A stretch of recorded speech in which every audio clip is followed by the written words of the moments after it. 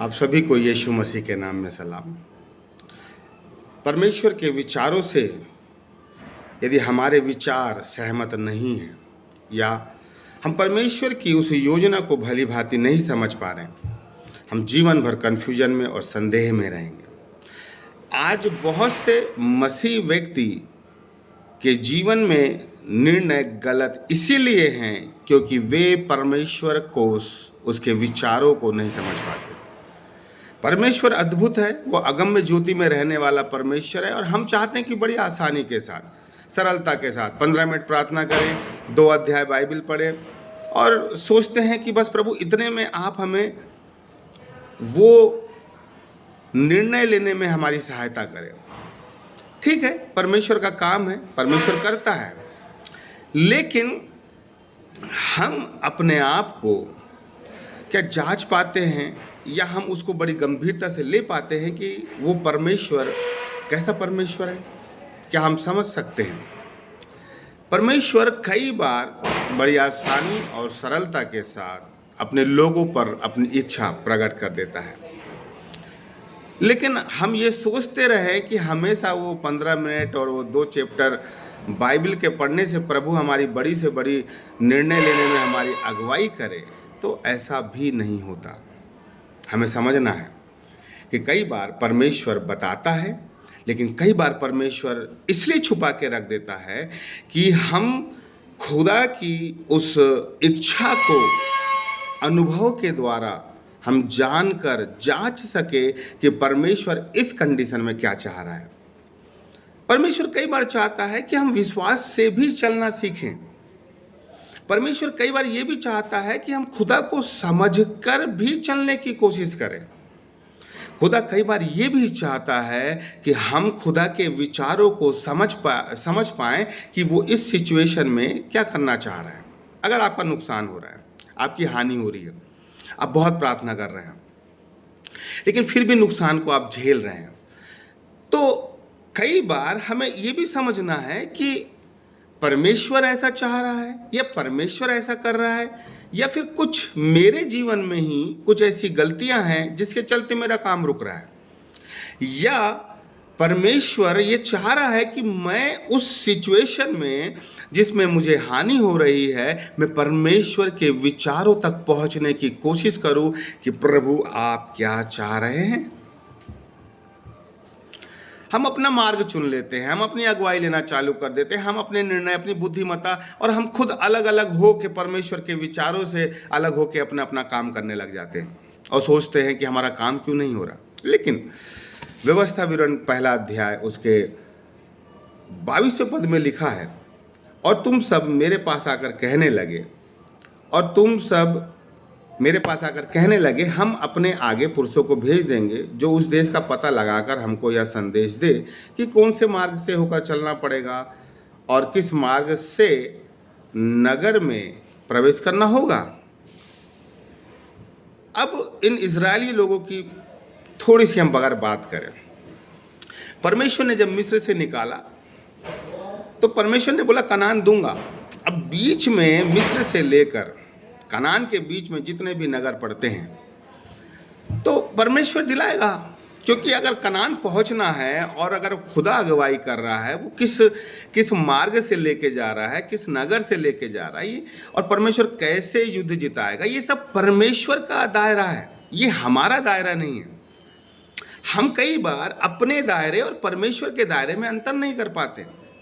हमें अपना काम करना है और परमेश्वर को हमें अपना काम करने देना है। कई बार हम अपना काम नहीं करते और परमेश्वर को भी उसका काम नहीं करने देते। हमें अपने दायरे में रहकर, अपनी सीमा में रहकर काम करना है, और परमेश्वर को अपनी सीमा पता है कि उसे कैसे काम करना है। लेकिन कई बार हम खुदा को बोलते हैं कि प्रभु कि आप जिताएंगे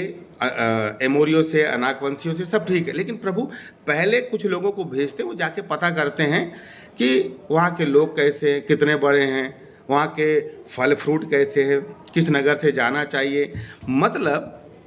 इजरायली लोग परमेश्वर की इच्छा से बढ़कर या परमेश्वर की सामर्थ्य से बढ़कर, परमेश्वर के जलाल से बढ़कर अपनी छोटी बुद्धिमत्ता से कि पहले हम जाके देखते हैं, भेदियों को भेजते हैं कि वहां पर कैसे लोग हैं, क्या है। यहां पर जो दो मुख्य विषय है या मुख्य बातें हैं वो ये हैं कि यदि मैं परमेश्वर के विचारों से सहमत हूं, यदि मैं परमेश्वर की योजना में हूं, यदि मैं परमेश्वर के विचारों को इस हद तक समझ चुका हूं कि परमेश्वर अगर अनाकवंशियों के बीच में अगर भेजेगा, भले ही वहाँ के लोग लंबे हैं, चौड़े हैं, बहुत ताकतवर हैं, लेकिन यदि वो भेजेगा तो मुझे सामर्थ्य भी देगा कि मैं उनके विरोध में युद्ध को जीत सकूं और मेरे साथ मेरा ईश्वर खड़ा रहेगा कि उनका कोई भी हथियार मुझ तक नहीं पहुंचेगा। ये विचार है परमेश्वर के साथ चलने वाले व्यक्ति के, ये फेथ है खुदा के साथ चलने वाले व्यक्ति के, कि वो व्यक्ति नुकसान और हानि होने के बाद भी परमेश्वर के विचारों में बना रहता है। क्या हम परमेश्वर के विचारों से सहमत होकर उसके साथ चलते हैं, या फिर हम परमेश्वर से थोड़ा सा हटकर इस बात पे सोचने लग जाते हैं कि पहले जाके देखे तो सही, कि प्लानिंग करते हैं किस किस नगर में कमज़ोर लोग हैं, पहले आक्रमण किस दिशा से करना है, किस जगह से जाना है, कहाँ छुपना है, कहाँ डेरे डालना है। अगर मुझे यही करना है अपनी बुद्धिमत्ता, अपनी एबिलिटी से, अपनी सामर्थ्य से यदि मुझे करना है, तो फिर मुझे परमेश्वर की क्या ज़रूरत है। और यदि मुझे परमेश्वर के भरोसे से यदि करना है, परमेश्वर के फेथ से करना है, परमेश्वर की सामर्थ्य से करना है, तो फिर मेरी बुद्धिमत्ता की क्या ज़रूरत। हम लोग समय पे परमेश्वर की सहायता लेते हैं, समय पे बुद्धि की सहायता लेते हैं, समय पे अपनी योजना का, अपने धन का हम लोग सपोर्ट लेते हैं। लेकिन हम समझना है,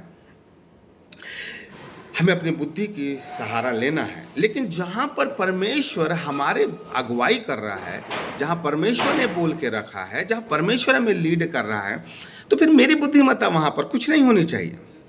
अगर खुदा ने बोल दिया है कि ये नगर तुम्हारा है, तुम जाओ आक्रमण करो, तो फिर मेरा काम ये बनता है कि मुझे जाना है, युद्ध करना है, और मुझे इस बात पे विश्वास होना चाहिए कि वहाँ के लोग कितने भी ताकतवर हों, लेकिन उनकी ताकत से बढ़कर मेरे पीछे जो मेरा खुदा खड़ा है वो ज़्यादा ताकत रखता है।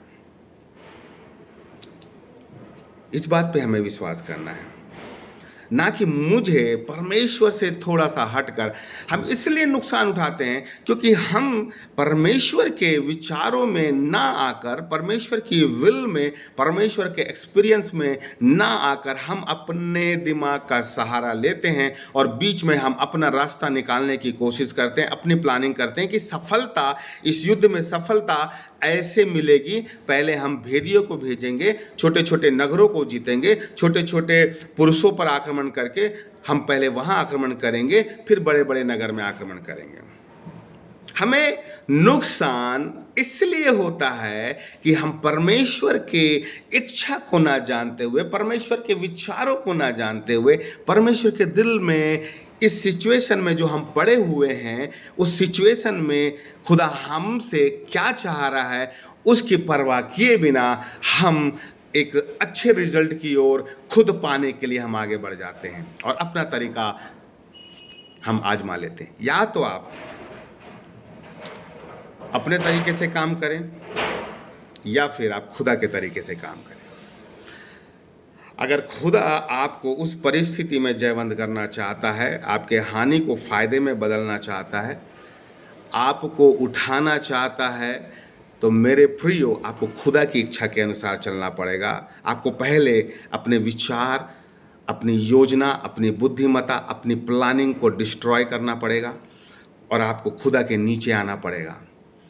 और खुदा, जब आप कुछ समय खुदा की अधीनता में रहेंगे तो खुदा आप पर अपने प्रकाशन को प्रकाशित करेगा कि बेटा तुझे आज सफलता अभी तक इसलिए मिल रही थी या तुझे नुकसान इसलिए मिल रहा था, क्यों? क्योंकि तू मेरी इच्छा से हटकर अपनी इच्छा को पूरा करना चाह रहा था।